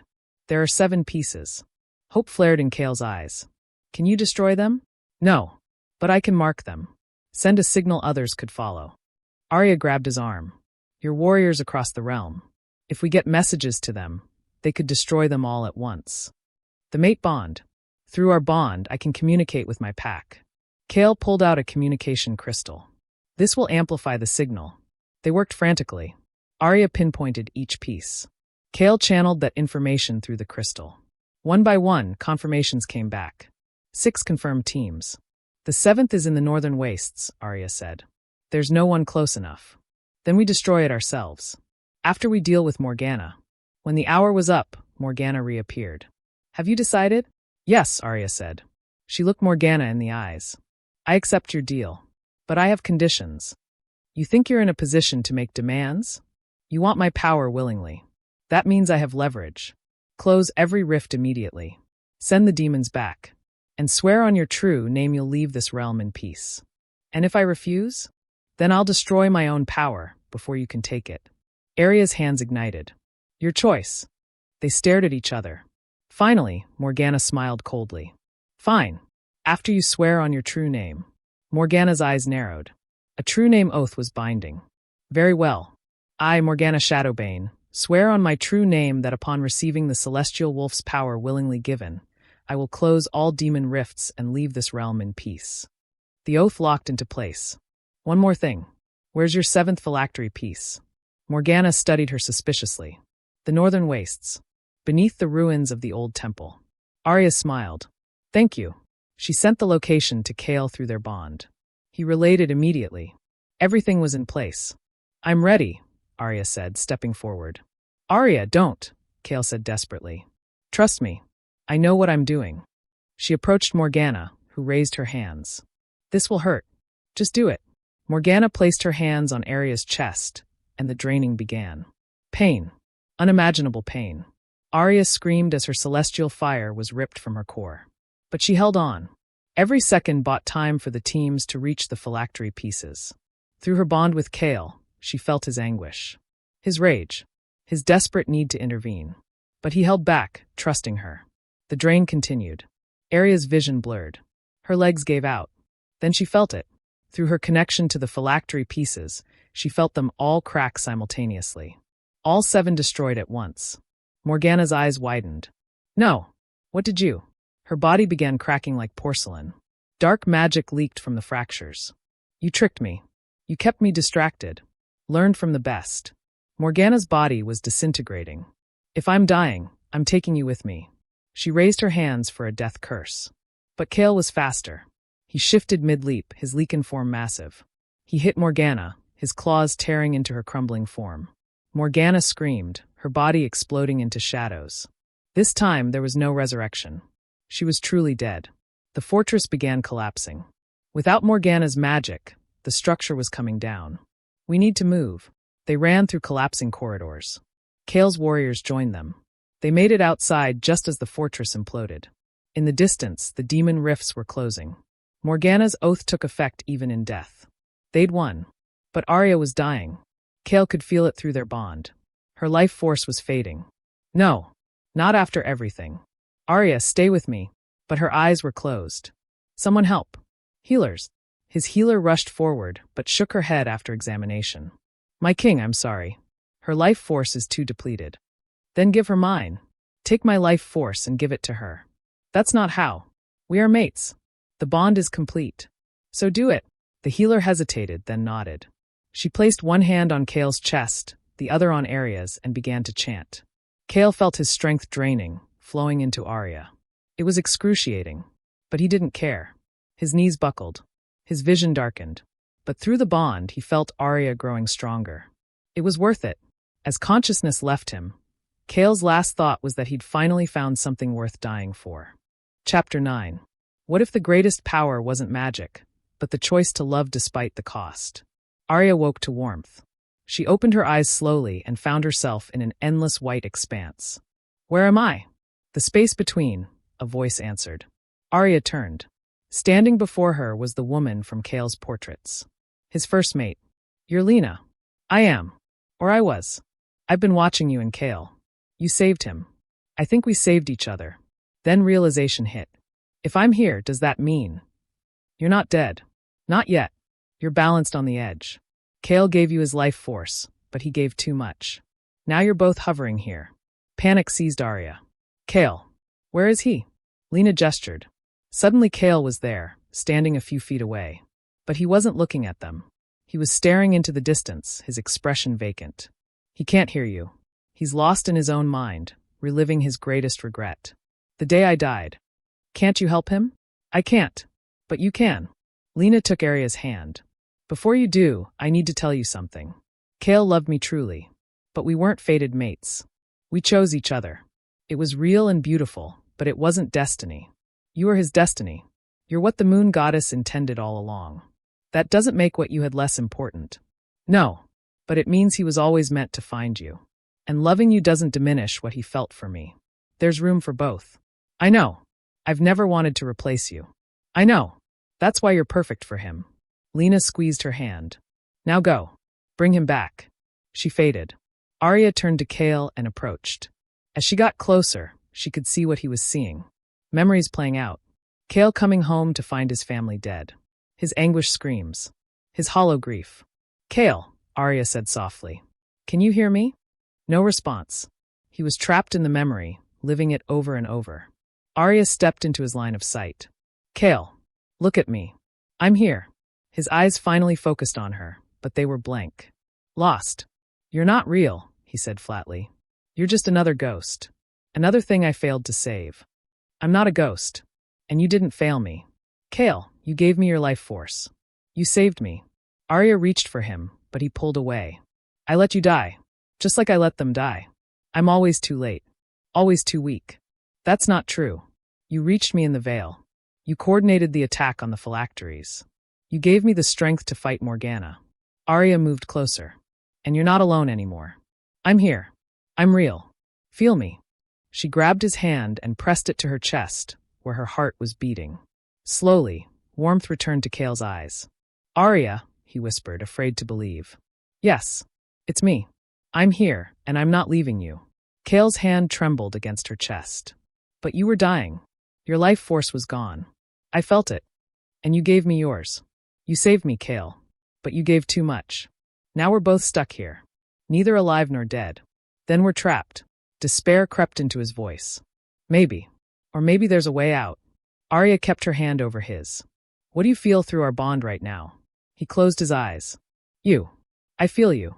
Your warmth. Your strength. Your love. And I feel you. Your determination. Your pain. Your fierce need to protect. Your love. Aria stepped closer until they were nearly touching. The mate bond connects us.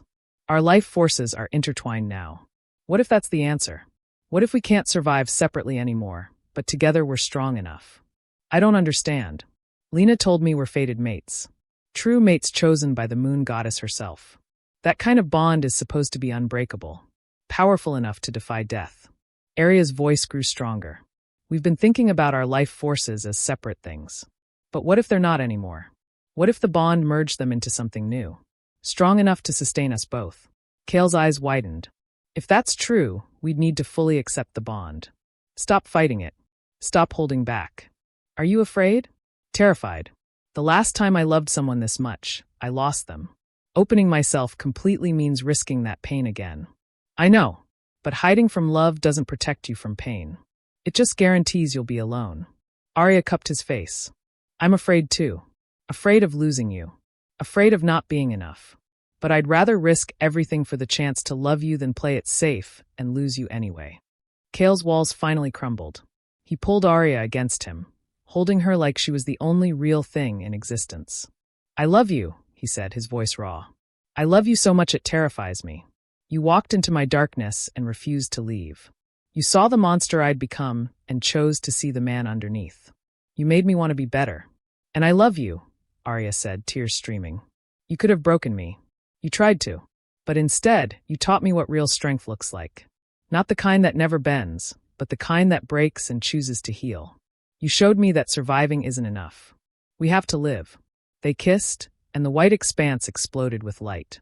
The mate bond, fully accepted, ignited like a star. Golden threads wrapped around them, weaving their life forces together until they couldn't tell where one ended and the other began. The power was overwhelming. Beautiful. Perfect. And it was pulling them somewhere. Back. Down. To their bodies. The white expanse shattered like glass. Suddenly Aria was gasping, her eyes flying open. She was lying on the ground outside Morgana's destroyed fortress, surrounded by worried warriors. And beside her, still holding her hand, was Kale. His eyes opened a moment after hers. You're alive, the healer breathed. You're both alive. That should be impossible. The mate bond, Aria said hoarsely. It merged our life forces. Made us stronger together. Kale sat up, pulling Aria with him. He checked her over frantically, confirming she was really there, really whole. Never do that again, he said fiercely. Never sacrifice yourself like that. Good thing you won't have to lose me. Because we're stuck with each other now. She could feel it, solid and unbreakable. Their hearts beat in sync. Their emotions flowed back and forth. When he breathed in, she felt her own lungs expand. They were separate beings, but their souls were one. My king, a warrior approached. The demon rifts have all closed. Morgana's forces are scattered. We've won. Cheers erupted. They'd done it. Against impossible odds, they defeated the Dark Witch and saved the realm. Aria looked down and saw a faint glow beneath her skin, right over her heart. Her celestial power returned. Not all of it, but enough. And it felt different now. Tempered. Balanced. Your power came back, Kale said. Some of it. I think dying and coming back changed it. Changed me. They stood together, surveying the celebrating warriors. So much had changed. Aria had gone from terrified captive to powerful force. Kale had gone from broken tyrant to a king who could hope again. What happens now? Aria asked. Now. Kale pulled her close. Now we go home. We rebuild. We heal. And we figure out how to rule together. Together, Aria repeated. I like the sound of that. The journey back took 3 days. When they reached the castle, chaos greeted them. Good chaos. The demon attacks had been repelled. The rifts were closed. But there were wounded to tend to, damage to repair, countless decisions to be made. Kale dove into the work, and Aria worked beside him. She had no official title, but the warriors respected her. When she spoke, people listened. On the 5th night, Kale called an assembly in the Great Hall. Every important member of the court was present. I have several announcements, Kale said. First, Demon has been executed for treason. His bloodline is stripped of all titles and lands. Murmurs rippled through the crowd, but no one protested. Second, I'm restructuring the council. We'll be forming a new advisory board, with representatives chosen by merit. Those who fought beside us will have the first opportunities. More murmurs, these ones approving. And third, Kale's voice softened. I'd like to introduce someone many of you already know. Aria, come here. Aria stepped forward, heart pounding. Kale took her hand, holding it up so everyone could see the matching marks on their wrists. The physical manifestation of their mate bond. Aria is my true mate, chosen by the moon goddess herself. She fought beside us, sacrificed herself to save this realm, and proved her worth 1,000 times over. In 1 week's time, she will become my queen. Not just in name, but in power. We will rule this kingdom together as equals. The hall erupted. Some cheered. Some looked shocked. An elder stepped forward. My king, surely you mean she'll be your consort? The daughter of a traitor cannot become queen. She is not her father, Kale said, his voice dangerous. She is her own person, defined by her own actions. And those actions saved all of you. If anyone has a problem with that, you're welcome to leave my kingdom. Permanently. The elder bowed and stepped back. Another voice spoke up. What about the blood debt? The debt is satisfied. More than satisfied. Aria has given more to this kingdom than any payment could have covered. She's free. And she chooses to stay. To be with me. To help me build something better. When the assembly ended, Aria and Kale retreated to his private chambers. The moment the door closed, Kale pulled her into his arms. You were amazing. I could feel your fear through the bond, but you didn't show it. I learned from the best. Besides, I wasn't about to let some elder make me feel small. Those days are over. Kale laughed, warm and genuine. Aria realized she'd never heard him laugh before. Not really. I love hearing you laugh. I love having a reason to laugh. He grew serious. Aria, are you sure about this? About becoming queen? I'm giving you an out right now. Are you trying to get rid of me already? Aria teased. Then seriously, Kale, I'm sure. Yes, it's scary. Yes, I'm going to make mistakes. But I want to do this. I want to help you build something good. And I want to make sure what happened to me never happens to anyone else. We will change things, Kale promised. They spent that night planning, dreaming, imagining a future neither had thought possible. And when they finally slept, they did so wrapped in each other's arms, the mate bond humming contentedly. Chapter 10. What if happily ever after wasn't the end, but the beginning of something even better? The next week passed in preparation. Aria met with nobles, heard grievances, studied laws and customs. She also received a visitor. Mira appeared, asking for an audience. You came back, Aria said, embracing her friend. I had to see for myself that you really were alive. That you really became queen. It's like a fairy tale. A very violent, traumatic fairy tale. But yes, I survived. You did more than survive. You changed everything. Myra's eyes were bright. When I was in those dungeons, I'd given up hope. But watching you fight, watching you refuse to break, it reminded me I was still human. Still worth saving. Aria hugged her tighter. You gave me the same gift. Stay here, Mira. Be part of what we're building. I will. The coronation day arrived. Aria stood before a mirror, barely recognizing herself. She wore a gown of white and silver with a crown of moonstone. She looked like a queen but felt like a terrified girl. "You're shaking," Kale said, appearing behind her. "I'm nervous. What if I'm not good at this?" "Then you learn and do better next time. That's all any of us can do." Kale turned her to face him. "Aria, you faced a dark witch and won. You died and came back. If you can do all that, you can handle a few nobles. When you put it like that, it does sound easier. That's my queen. Ready, ready." The coronation ceremony was held in the great hall, packed with witnesses. Aria walked down the aisle on Kale's arm, head high despite her nerves. When they reached the dais, an ancient priestess stepped forward. "Aria of Shadow Peak, you have been chosen by fate, tested by fire, and proven worthy. Do you swear to protect this kingdom and its people? To rule with justice and compassion? To stand beside your king as an equal partner?" "I do," Aria said, voice steady. "And do you accept the sacred responsibility of the queen's crown?" "I do." The priestess replaced the crown on Aria's head with the queen's crown. It was heavier, but it felt right. "Then by the power vested in me by the moon goddess herself, I name you Queen Aria, co-ruler of the Lycan kingdom. May your reign be long and prosperous." The hall erupted in cheers. Aria felt tears streaming down her face, but they were happy tears. She'd gone from prisoner to queen, from powerless to powerful, from lost to found. And when Kale took her hand and raised it high, Aria felt something she hadn't felt since this nightmare began. She felt like she belonged. The celebration lasted late into the night. Finally, they escaped to the castle's highest tower, standing on the balcony looking out over their kingdom. "Look at that," Kale said softly. "Dawn is breaking." Aria watched the sun rise, painting the sky gold and pink. "A new day. A new beginning." "I have something for you," Kale said. He pulled out a small box, revealing a ring. "It was my mother's. She told me to give it to my true mate when I found her. I thought I'd already done that, years ago. But I was wrong. This ring was always meant for you." Aria's breath caught. "Kale, I know we're already bonded, but I wanted to give you this anyway. A symbol. A promise. That I will love you every day I have left." He slipped the ring onto her finger. It fit perfectly. "I don't have anything to give you. You already gave me everything. You gave me back my heart. You gave me a reason to live instead of just existing. You gave me hope." He pulled her close. "That's more than enough." They stood together as the sun fully rose. In the distance, birds began to sing. The kingdom was waking up, and for the first time in years, it was waking to peace. "We did it," Aria whispered. "We actually did it. We did. And this is just the beginning." For months passed. Aria stood before the window in the queen's chambers, her hand resting on her slightly swollen belly.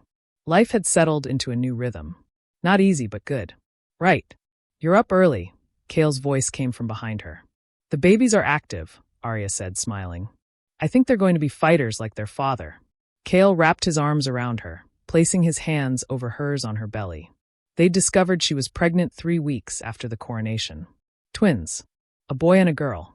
"Or stubborn like their mother," Kale said, kissing her neck. They stood watching the kingdom wake. In the months since Morgana's defeat, so much had changed. The demon rifts remained closed. Dark creatures had retreated. And slowly, the kingdom was healing. Aria had established new laws protecting the vulnerable, created programs to help victims, and opened the castle to common folk. She'd also reached out to her old pack for justice. A knock came at the door. A guard entered. "Your Majesties, the prisoners from Shadow Peak Pack have arrived. They're ready for judgment." Aria's stomach tightened. The day she'd face her father. "We'll be right there." They dressed quickly and walked to the throne room together. In the center, kneeling in silver chains, were 3 prisoners. Marcus, her father, Elder Thomas, and her mother, Lydia.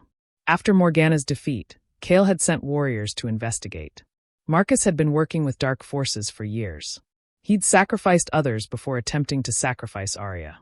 Elder Thomas and Lydia had known everything and done nothing. Aria and Kale took their seats. The room fell silent. "Marcus of Shadow Peak," Kale's voice rang out. "You stand accused of conspiracy with dark forces, attempted murder of your own daughter, the murder of my family, and countless other crimes. How do you plead?" Marcus lifted his head. He looked older, gaunt. "Guilty. I plead guilty to everything." Gasps echoed. Even Aria was shocked. "Why?" Aria asked. "Why did you do it?" Why sacrifice your own daughter? Marcus's eyes found hers, filled with anguish. Because I was weak. Because I wanted power more than I wanted to be a good father. Because Morgana promised me everything, and I was too blind to see it was lies. He paused. I told myself I was protecting the pack. But the truth is, I was just a coward. You tried to kill me. Your own daughter. I know. And there's no forgiveness for that. Marcus bowed his head. I don't ask for mercy, Aria.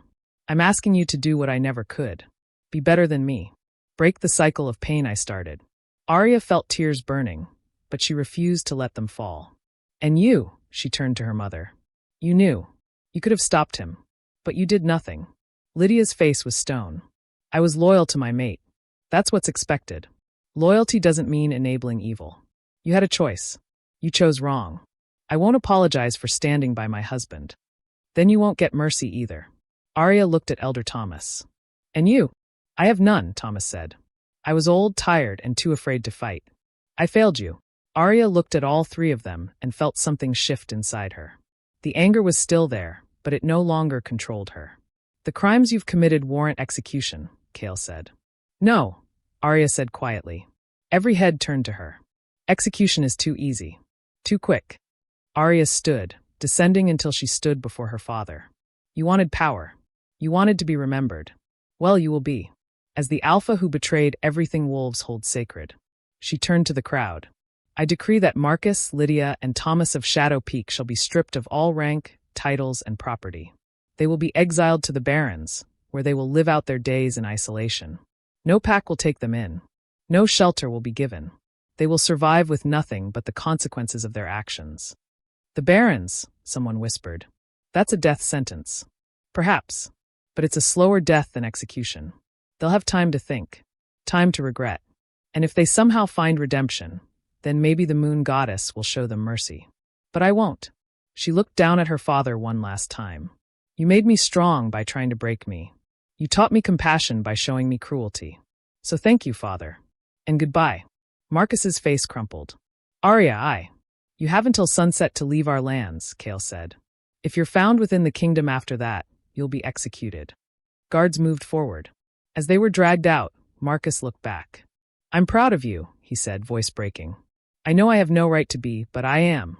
You became everything I never could. Then he was gone. Aria stood rigid until the doors closed. Then she collapsed into Kale's arms, finally letting the tears fall. You did the right thing. Then why does it hurt so much? Because you're not heartless. Because despite everything, part of you still wishes he'd been a better father. That's not weakness. That's proof you're still human. That evening, as the sun set, Aria and Kale stood on the castle walls watching three figures disappear into the horizon. Do you think they'll survive? Aria asked. I don't know. Does it matter? No, not really. Their story is over. Ours is just beginning. She felt the baby's move stronger this time. Life growing inside her. Have you thought about names? Kale asked. For the girl, I was thinking Lena. After your first mate. She deserves to be honored. Kale's breath caught. You do that. She was part of your life, part of what made you who you are. I'm honoring her memory. It's perfect. And the boy? Maybe Zephyr. After the one who helped us in the Vale. Without him, I never would have understood my power. Lena and Zephyr. Strong names. They stood as darkness fell. Across the kingdom, lights began to appear, lanterns in windows, the warm glow of homes filled with families. I received a message from the Council of Realms, Kale said. They want to meet with us. Officially recognize our rule and discuss forming a united coalition. That's good. It's more than good. Other kingdoms see what we're building and want to be part of it. Kale smiled. You're changing the world, Aria. We're changing it. Together. Kale pulled her close. Do you remember what you asked Mira that first night? How much of yourself you were willing to sacrifice to survive?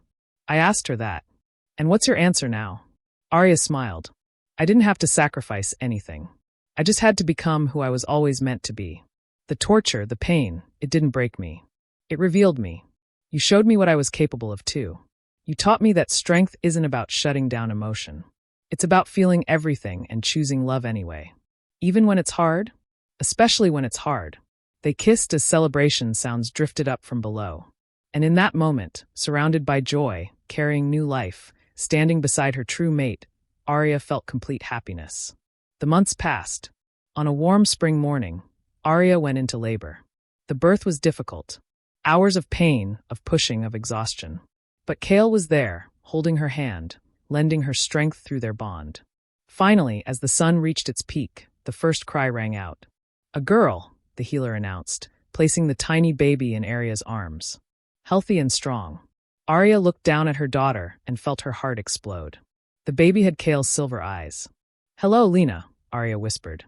"Welcome to the world." Another contraction hit. Within minutes, another cry filled the room. "A boy," the healer said, handing him to Kale. The baby boy had Aria's blue eyes. He looked up at his father with curiosity. "Zephyr," Kale said, voice thick with emotion. "Our son." As the healer left, Aria and Kale sat together, each holding a baby. The twins were settling, cries fading into soft coos. "We made them," Aria said in wonder. "We created hope. A future. Something neither of us thought we'd have." A soft knock came. "May we enter?" Myra's voice called. "Come in." Mira entered with castle staff. They crowded around carefully. "They're beautiful," Mira said, tears in her eyes. "Absolutely perfect." Word spread quickly. The kingdom celebrated for 3 days. On the third day, Aria stood on their balcony holding Lena while Kale held Zephyr. The babies were asleep. As the sun set, Aria felt a presence. She looked up and gasped. Standing in the corner was a woman of impossible beauty, glowing with inner light. The moon goddess.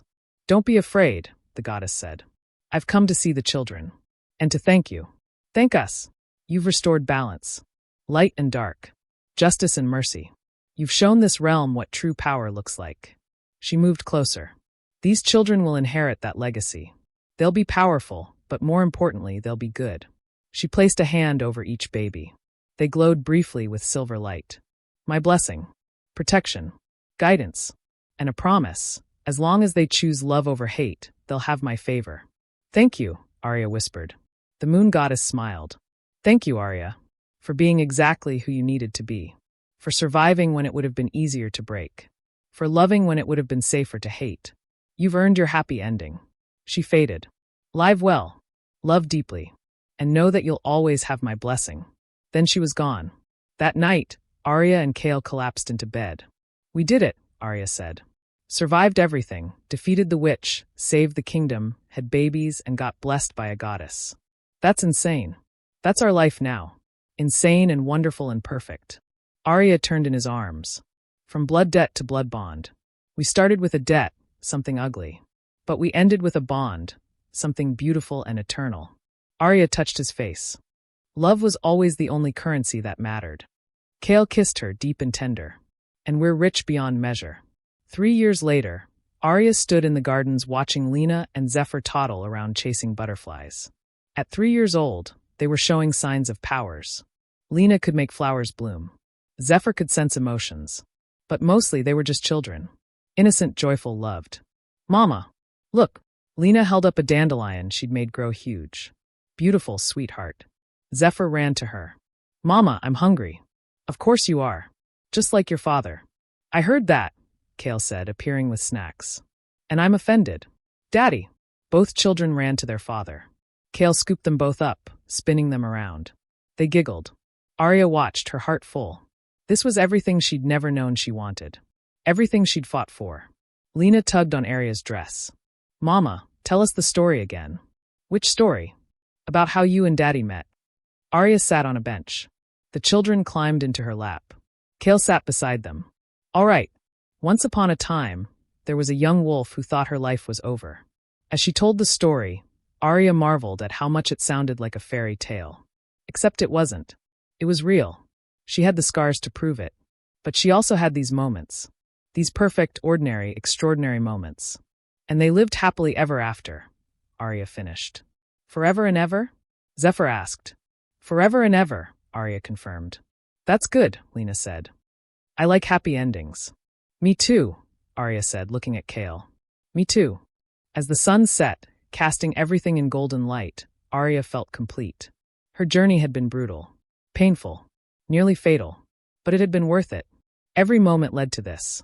To love. To family. To purpose. She was Queen Aria, celestial wolf, true mate to the Lycan King, mother of two extraordinary children. She was exactly who she was meant to be. And as Kale pulled her close, as their children laughed, as the kingdom thrived, Aria knew one thing with certainty. Love had won. After everything, the torture, the betrayal, the battles, the sacrifices, love had won. And it would keep winning every single day for the rest of their lives. Because that's what true mates did. They chose each other. They fought for each other. They loved each other through everything. From blood debt to blood bond. From darkness to light. From broken to whole. Love was always the answer. Love was always enough. Thank you so much for watching this story. If you enjoyed it, please subscribe to my channel for more heartfelt and emotional stories like this one. Don't forget to like this video and leave a comment sharing your thoughts. I'd love to hear from you. Your support truly means the world and helps me create even more amazing content for you. Make sure to turn on notifications so you never miss a new story. See you in the next video.